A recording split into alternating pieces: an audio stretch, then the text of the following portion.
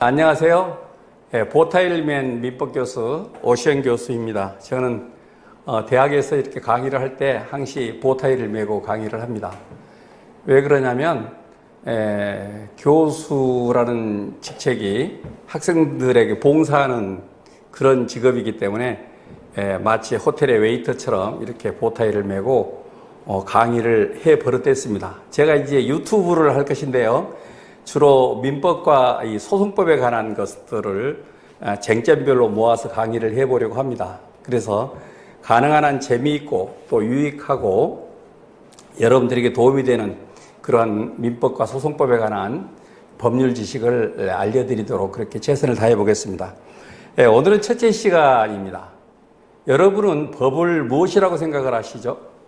법학을 공부하는 많은 사람들에게 법이 뭐죠? 하고 물어보면 대답을 못해요. 법을 뭐라고 해야 되지? 하고 머리를 걱적거린다거나 그러고 마는데 법이라는 것은 한마디로 정의를 하면 규범입니다. 규범. 그런데 우리가 세상에는 많은 규범이 있잖아요. 그 도덕도 있고 종교도 있고 많은 규범이 있는데 이 법이라는 규범은 지키지 않으면 국가 공권력이 동원돼서 이 강제력을 행사한다라는 특징을 가지고 있는 규범입니다. 그래서 인류 역사가 가장 고도의 경험칙에 의해서 합리적으로 지키도록 이렇게 만들어진 규범이 법이다. 이렇게 생각을 하시면 되겠습니다. 그렇기 때문에 법은 당연히 그 권리와 의무를 규정하고 있는 것이죠. 그런데 법은 일단 우리가 공부를 할 때 보면 처음에 법은 그러면 어떻게 존재하는가? 라는 존재의 문제를 생각하지 않을 수 없습니다. 그런데 우리나라 민법은 1조에서 법은 성문법으로 만든다라고 되어 있어요. 성문법으로 법을 제정한다. 그렇게 성문법이 중심이다라는 거죠. 그런데 우리가 성문법이라고 하면 국회에서 법을 만들어야 된다라는 얘기인데 국회가 완전 무결할 수 없잖아요. 우리나라 국회는 특히 많이 싸우다 보면 빠뜨린단 말이죠. 그러다 보니까 보충적 기능을 하기 위해서 무엇을 하니까 법이 없으면 그 다음에 관습법에 의한다라고 관습법을 보충적으로 넣어놨어요. 그런데 관습법도 없는 경우도 있을 수 있어요. 우리가 새로운 상황이 발생할 수 있잖아요. 세상이 변하다 보니까. 그래서 마지막에는 조리에 의한다라고 해서 법의 형태를 이렇게 세 가지로 규정을 해놓고 있습니다. 성문법의 형태로 법이 존재하고, 그러니까 규범이 존재한다라는 것이죠. 관습법의 형태로 존재하고, 조리의 형태로 존재한다. 그래서 우리나라를 성문법주의 국가라고 합니다. 주로 독일이나 프랑스 같은 이 대륙법 국가에서 성문법주의를 취하고 있기 때문에 우리나라를 대륙법주의 국가라고 얘기를 하게 돼요. 그러면 반대로 당연히 불문법 국가주의가 있겠죠. 그런 나라는 미국이나 영국과 같은 그런 영미법 국가주의에서는 불문법주의를 채택하고 있습니다. 그래서 불문법주의에서는 가장 중요한 게 이제 판례가 가장 중요한 기준이 됩니다. 그러나 우리나라는 성문법 국가이기 때문에 판례도 물론 중요합니다만은 법률을 어떻게 해석하고 적용할 것인가라는 문제가 가장 중요한 문제가 됩니다. 그러면 뭐 성문법이야 국회를 통과하면 되니까 문제될 게 없겠죠. 국회에서 만들면 되니까. 그러면 관습법은 어떤 경우로 우리가 관습법이라고 할 것인가라는 문제예요. 그래서 이 관습법에 대해서는 우선 일반적인 요건이 오래된 관행이 있어야 됩니다. 이 관행이라는 것은 하루아침에 만들어지는 것이 아니겠죠. 그러니까 장기간 동안에 관행이 만들어져야 됩니다.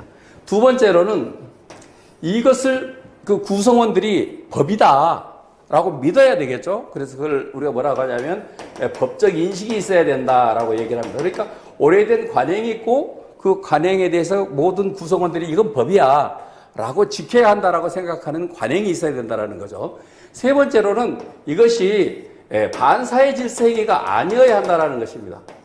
막 그런 법적 인식이 잘못되어 가지고 축첩을 한다든지 그런 일이 있어서는 안 되겠잖아요. 그렇기 때문에 그것이 반사회 질서 행위에 의해서는 아니 된다라는 이런 세 가지 요건을 갖추고 있을 때 우리가 그것을 관습법이라고 부릅니다. 그런데 이 관습법은 그러면 이제 관습법은 언젠가는 이렇게 만들어지겠죠.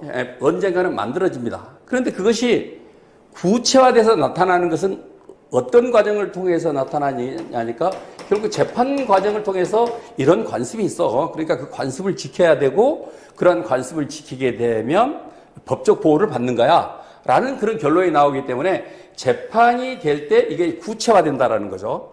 그러면 이제 우리가 생각해 볼 때 두 가지를 생각해 볼 수 있는데, 첫째로는 그러면 관습법이 만들어질 때 효력이 생기는 것이냐, 아니면 법원에서 판결을 받았을 때 생기는 것이냐라는 좀 그런 부분에 대해서 기준을 잡고 싶겠죠. 그랬었을 경우에 우리 판례의 입장은 이 만들어졌을 때 효력이 발생하는 것이다.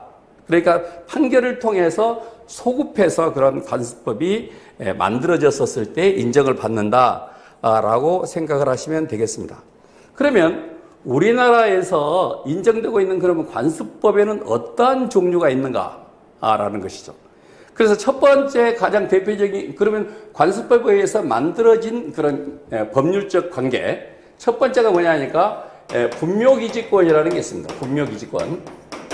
이 분묘기지권이라는 말은 생소한 용어이기도 합니다. 그렇기 때문에 공부를 한 사람들은 알겠지만 공부를 하지 않은 사람들은 분묘기지권이 뭐지? 하고 의문을 가질 수도 있는데, 분묘기지권이라는 것은 남의 땅에 묘를 만들고 20년이 지났었을 때 그 땅의 소유자가 그 분묘를 가지고 있는 사람에 대해서 이장을 해가라 이런 말을 못한다라는 것입니다.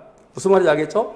물론 이제 자세한 내용은 이 경우가 될 때 가서 공부를 하겠습니다만은, 그냥 여러분들이 일반적으로 남의 땅에 묘를 쓰고 20년이 지나면 땅 주인이 묘를 파가라 이런 말을 못하는구나 하는 그런 관습법상의 분묘기지권이라는 게 있다라는 정도로 일단 이 시간에는 이해를 했으면 좋겠습니다.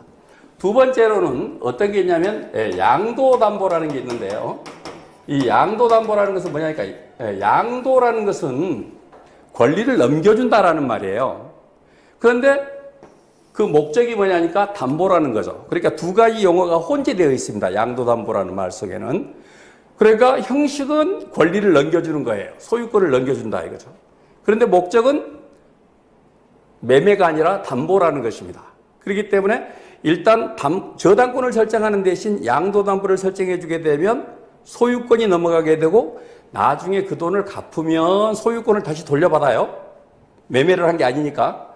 그러나 언제까지 그 빌려간 것을 갚지 못하면 소유권을 완전히 너가 가져라 라고 하는 것이 양도담보예요. 그러니까 양도와 담보라는 두 가지 성질이 하나의 법률 형태에 존재하는 것입니다. 이것을 양도담보라고 하는데, 예전에는 이 양도담보라는 것이 부동산에 아주 많았어요. 부동산에 많았는데 지금은 부동산에 대해서는 양도담보가 관습법이 아닙니다. 왜냐하면 가등기 담보 등에 관한 법률이라는, 우리가 가담법이라고 줄여서 말하는 그 특별법에 의해 가지고 이 부동산에 대한 양도담보는 현행 법제화됐어요. 법제화가 됐기 때문에 이제 관습법이 아니겠죠. 성문법화 됐으니까. 그렇지만 여전히 동산이라든지 이 채권이라든지 동산을 담보로 제공할 수도 있거든요. 시계를 담보로 잡히는 경우 생각해 보세요. 또는 채권을 남에게 받을 권리 같은 거, 예를 들면 특허권을 갖다가 담보로 제공한다든지 이런 경우도 생각해 보실 수 있겠죠. 그런 경우에는 여전히 양도담보가 관습법에 의해서 인정되고 있다. 이렇게 여러분들이 이해를 하시면 좋겠습니다. 그리고 세 번째로 이제 있는 게 명인방법이라는 게 있어요. 명인방법이라는 게. 이 명인방법이라는 말도 상당히 낯선 용어죠. 법을 전공하는 사람들에게만 나오는 용어인데, 주로 이제 쉽게 여러분들이 이해할 때 밭대기를 생각하시면 돼요. 밭대기. 밭에서 경작하는 어떤 그 농산물이라든지, 또는 과수원에서 경작하는 어떤 뭐 과일이라든지, 또는 인삼밭에서 재배되고 있는 인삼이라든지, 이런 것들을 밭대기로 사는 경우가 있잖아요. 그런데 그것을 갖다가 이게 누가 샀다라는 것을 표시할 수가 없어요. 법적으로는 등기하는 제도가 없으니까. 그래서 그 주위에 새끼줄을 친다든지, 또는 이름표를 붙여놓는다든지 그런 방법으로 여기에 있는 인삼은 서울에 있는 어떤 인삼 상인이 사갔다 이렇게 표시를 해두면 그것은 그 인삼을 재배한 사람 것이 아니고 인삼을 사간 사람 것의 소유로 바뀌게 되는 그런 제도를 명인방법이라고 합니다. 그래서 현재 우리나라 관습법에 의해서 인정되고 있는 게 이런 한 세 가지 정도 여러분들이 기억해 두시면 좋겠습니다. 특히 분묘기지권에 대해서 알고 싶은 분은 유튜브에 들어가서 제 이름을 치고 분묘기지권을 치면 대법원에서 아주 막 3시간 동안에 걸쳐서 엄청나게 그렇게 논쟁을 벌였던 그런 경우가 있어요. 그러니까 한번 궁금하신 분은 가서 보도록 그렇게 하세요. 그 다음에 아까도 그러면 이제 관습법과 성문법이 부딪히는 경우가 있단 말이죠. 왜냐하면 성문법이 없을 때 관습법이 만들어지게 되면 그 관습법에 따르면 되겠죠. 그런데 성문법이 있어요. 성문법이 있는데 오랜 세월이 흐르다 보니까 성문법과 다른 관습이 존재하는 경우가 있을 수 있겠죠. 그랬었을 경우에 이 두 개가 이제 성문법과 관습법이 충돌하게 돼요. 그랬었을 때 어느 법이 우선할 것이냐라는 것에 대해서 두 가지 견해가 있어요. 하나는 뭐냐니까 우리나라는 성문법주의 국가다. 말 그대로. 그러니까 성문법이 우선해야 된다라는 성문법 우선주의가 있겠죠. 성문법이 관습법에 이긴다. 이런 이제 원칙이 있겠죠. 이것은 말 그대로 성문법주의를 채택하는 경우입니다. 그런데 반대로 관습법이 우선한다. 관습법이 우선한다라고 하는 또 그런 학설도 있어요. 그러면 이 관습법이 우선한다라고 주장하는 입장은 어떤 입장이냐? 그 입장은 성문법은 국법이라는 거예요. 그죠? 성문법은 국법이에요. 오래전에 만들어진, 몇십 년 전에 만들어진 법이니까. 그런데 관습법은 최근에 만들어졌단 말이죠. 그러면 이 관습법은 신법이에요. 그런데 우리가 신법과 국법이 충돌하면 어떤 문제가 생기느냐? 거기에는 원칙이 있어요. 신법 우선주의. 신법 우선주의라는 원칙이 있습니다. 그러니까 첫 번째 견해는 성문법주의를 택하고 있으니까 성문법이 우선한다. 라는 그런 견해가 있고, 두 번째 견해는 관습법은 신법이니까 신법이 우선해야 된다라는 신법 우선주의가 충돌하게 되는 것입니다. 그러면 여기에 대해서 우리 판례는 어떤 입장을 취하고 있느냐? 학설은 이렇게 두 개로 나눠져 있어요. 그런데 우리 판례는 성문법 우선주의 이 부분을 더 중시합니다. 그래서 성문법을 개폐할 수는 없다. 성문법을 개폐할 수는 없기 때문에 성문법 우선주의를 취하고 있다. 여러분들이 이렇게 인정하시면 좋겠습니다. 또 하나 이제 관습법에서 문제가 되고 있는 것은 관습이라는 것은 자꾸 바뀌잖아요. 관습이라는 게 자꾸 바뀌어요. 그 우리나라에서 관습이 바뀐 것 중에 대표적인 최근의 사태가 있는데 그 경우가 어떤 경우냐니까 종중의 경우예요. 종중의 경우에는 옛날에는 성년 남자만 종중원이었어요. 그러니까 이제 유교 사상에 찌들어 있었던 때 종중이 만들어진 거잖아요. 그렇기 때문에 남자만 종중원이 될 수 있다. 그래서 예를 들어서 종중에서 어떤 산을 팔았다? 그러면 그 종중산을 팔았더니 100억이 생겼어요. 그러면 당연히 그 돈을 누가 나눠 갖겠어요? 당연히 남자들만 나눠 갖겠죠. 종중원이 남자니까. 그렇게 되니까 이제 여성들이 지금까지 헌법이 남녀 평등주의를 주장하고 있는데 이렇게 그런 남녀 평등주의에 반하잖아요. 그래서 여성들이 들고 일어났습니다. 그렇게 해서 여성도 남성과 똑같이 종중의 구성원으로 인정을 해달라라는 소송을 제기했어요. 그것이 몇 년 동안 소송을 해서 지금은 판례가 바뀌었어요. 그래서 지금은 성년 여성도 이제 종중원이 된다라고 이렇게 남녀 평등을 인정했어요. 그러다 보니까 그렇다면 여태까지는 남자들만 보상금을 나눠 받았는데 이제는 여성들도 나눠받게 되니까 그럼 관습법이 바뀐 거잖아요. 그렇게 됐었을 때 만일 이것을 소급하게 된다면 어떤 문제가 생기겠어요? 소급한다면 30년 전에 남자들이 받았던 것을 쪼개서 여자들을 줘야 된다라는 문제가 나오겠죠. 소급하게 된다면. 그래서 우리 판례는 이 판례를 변경해서 관습법을 바꾸게 될 때, 다시 말해서 관습법이 바뀌었기 때문에 판례를 변경하게 된 경우, 그런 경우에는 소급표가 없다라고 해서 소급표를 부정하고 있어요. 이 소급표를 부정하는 이유는 법적 안정성을 도모하기 위해서 그런 거예요. 아까 내가 말씀드린 것처럼 20년 전에 선산을 팔았는데 거기에서 보상금이 100억이 나왔다. 그런데 남성들 50명에게 2억씩 나눠줬다. 그런데 지금 와가지고 여성도 종중원이다라고 한다면 그런 관습이 바뀐 거잖아요. 그렇게 된다면 여성들도 나눠달라 이렇게 얘기를 하게 되면 이미 20년 전에 돈을 다 나눠 가져버렸는데 그 돈을 어떻게 찾아가지고 다시 나눠주겠어요. 굉장히 혼란이 발생하겠죠. 그렇기 때문에 우리 판례는 그런 법적 안정성, 그러니까 이 소급표를 부정하는 것은 법적 안정성 때문에 그래요. 법적 안정성을 도모하기 위해서 그래요. 그래서 소급표를 인정하지. 그런 이제 문제는 소급표를 인정하지 않겠다라고 하니까 그러면 이 소송을 제기한 이 당사자인 이 여성도 소급표에 걸려가지고 보상을 못 받게 되는 문제가 되는 거예요. 그러면 그 여성분은 소송을 해서 이겼음에도 불구하고 앞으로만 적용한다라고 하니까 자기도 보상을 못 받는 문제가 생겨요. 그래서 우리 판례는 타협을 했습니다. 소급표를, 그러니까 다른 사건에 대해서는 소급표를 부정하지만 그 당해 사건에 대해서는 재판을 한 공로를 인정해 줘야 될 거 아니에요. 그래서 그 당해 사건에 대해서는 소급표를 인정하겠다라고 해서 절충을 합니다. 그래서 결론을 내리면 관습법이 바뀌어서 바뀐 관습법에 의해서 판례가 변경되는 경우에는 일반적으로는 소급표를 인정하지 않기 때문에 다른 사람들은 구제를 못 받는다. 그러나 그 당해 소송을 제기한 그 당사자는 당사자이기 때문에 판결에 의해서 구제를 받는다. 그렇게 해서 지금은 여성들도 이렇게 보상금을 받을 수 있는 그런 법적 제도가 마련이 됐다라는 것입니다. 무슨 말인지 알겠죠? 이것은 지금 설명드린 것은 법이라는 것은 이렇게 존재한다라는 얘기를 한 거예요. 그러면 이 법이 존재하게 되면 그 두 번째로는 그러면 이제 해석을 어떻게 할 것인가라는 거예요. 해석을 어떻게 할 것인가. 네, 해석을 어떻게 할 것인가라는 문제가 되는데 이것은 지금 법 1조 그리고 민법 105조, 민법 106조 이 세 개의 법조문을 공통해서 합해서 해석을 해야 돼요. 뭔 말인지 알아듣겠죠? 법이 어떻게 존재하는가는 1조만 가지고 해결을 해요. 성문법으로, 관습법으로, 조리로 존재한다.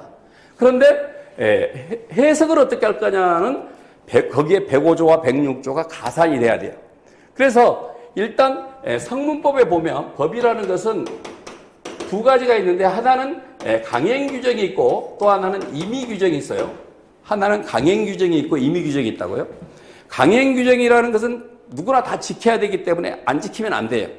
그러나 임의 규정은 지킬 수도 있고 안 지킬 수도 있기 때문에 당사자가 야, 이 법은 빼기로 하자, 적용하지 않기로 하자라고 합의를 하면 배제가 돼요.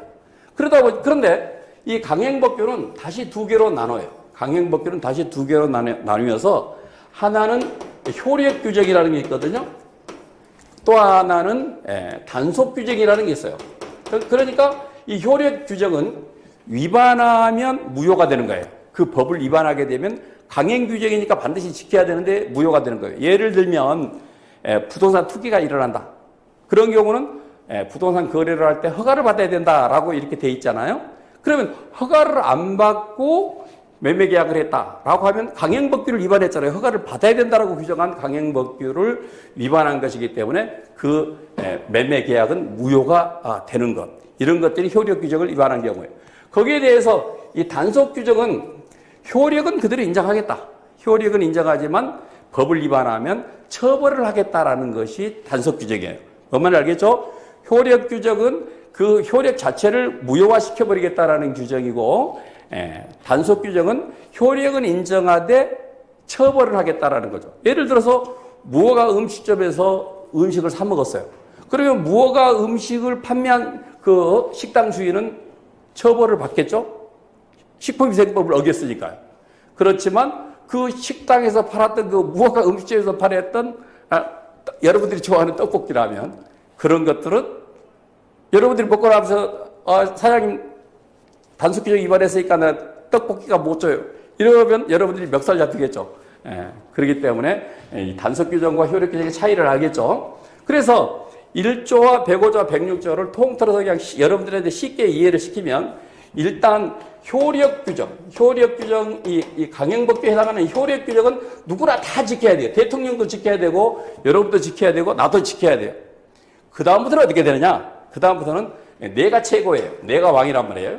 그러니까 나의 의사표시가 두 번째로 가장 효력을 나타내요. 이제 효력 규정을 벗어나면 그때부터는 내 맘대로라는 거죠. 그렇지 않아요? 평양감사도 나시리면 그만인 거 아니에요? 그렇기 때문에 두 번째로는 의사표시예요. 그런데 우리가 의사표시를 정확하게 하는 것 같지만 실제로 보면 의사표시가 굉장히 모호하거나 또는 나는 이런 뜻으로 얘기를 했는데 상대방은 저런 뜻으로 이해를 하는 경우가 많잖아요. 그래서 오해가 생기고 그러는 거 아니겠어요? 그렇기 때문에 의사표시가 불분명하면 두 번째는 어떻게 되느냐? 그럴 때는 관습에 의해요. 응? 그 전라도집에 가면 그런 말 쓰잖아요. 거시기 한다라고요. 황상벌이라는 영화에도 그 거시기라는 말이 나와가지고 막 김유신 장군이 어려워가지고 쩔쩔매잖아요. 그 백제군들의 의사를 못 알아들어가지고. 그런 것처럼 이 두 번째로는 그런데 백제군들은 거시기 한다라고 하면 다 알아듣는다라는 거죠. 어떻게 전쟁을 해야 된다라는 걸. 이와 같이 이런 관습에 의해요. 그러면 효력 규정도 의하고 강행 규정하고 그 다음에 의사표시에 의하고 그 다음에 관습도 하고 근데 이 세 개가 다 없어요. 그러면 그때 적용되는 게 뭐냐니까 이때 아까 말한 임의 규정이 들어오는 거예요. 임의 규정이. 무슨 말인지 알겠죠? 여기 아까 임의 규정이 있었잖아요. 그러니까 이 세 개가 없을 때 임의 규정이 이 보완적 입장에서 들어온단 말이죠. 그러면 임의 규정도 없다. 정말 아무것도 없어요. 그러면 가장 마지막으로 적용되는 게 뭐냐니까 조리라는 거예요. 조리. 이 조리는 그냥 여러분들이 쉽게 이해하면 코먼센스예요. 상식. 우리가 이런 경우에 합리적으로 생각하면 되겠다. 그래서 마지막으로 이 조리가 적용될 때 이것을 갖다가 우리가 뭐라고 말하냐면 창설적 효력이 있다라고 말해요. 그렇죠? 왜냐하면 법도 없고 당사자의 의사도 없는데 누가 조리를 판단하죠? 결국 법관이 판단할 거 아니에요. 그래서 법관이 판단하기 때문에 법관의 그 법창조적 효력이다라고 우리가 멋있게 이름을 붙이죠. 그러니까 두 가지로 나눠지는 거예요. 성문법은 어떻게 법은 어떻게 존재하는가? 이런 존재의 문제를 갖다가 유식하게 뭐라고 말하냐면 법원이라고 말해요. 법원. 이 코트라는 개념이 아니고 포업이라는 말이에요. 포업. 법이 어떤 옷을 입고 있는가. 거기에 대해서 1조는 이렇게 성문법, 관습법, 조리로 존재한다라고 설명을 하고 있는데 105조, 106조를 들어가서 그럼 이걸 어떻게 해석을 할 것인가? 라는 문제가 되게 되면 처음에 강행법규인 효력규정은 누구나 지켜야 된다. 효력규정이 없을 경우에는 의사표시가 제일 중요하다. 그럼 의사표시가 없다라고 하면 관습에 의한다. 그리고 관습도 없다. 그러면 그때 슬그머니 임의법규가 들어와서 그러면 내가 도와줄게 라고 해서 임의법규가 도와주게 되고 이 네 개가 다 없다라고 할 때는 그러면 결국 법관이 이런 경우는 어떻게 재판을 해야 될까? 상식적으로 판단할 수밖에 없겠죠. 그래서 조리의 형식으로 이렇게 이루어진다라는 것입니다. 그래서 이것이 민법 1조와 105조, 106조를 둘러싼 법이란 무엇인가? 어떻게 존재하고 어떻게 해석을 해야 될 것인가? 라는 아주 기초적인 출발점이 되는 것입니다. 무슨 얘기인지 이해하시죠? 그러면 다음 두 번째 강의는 또 다음에 할게요.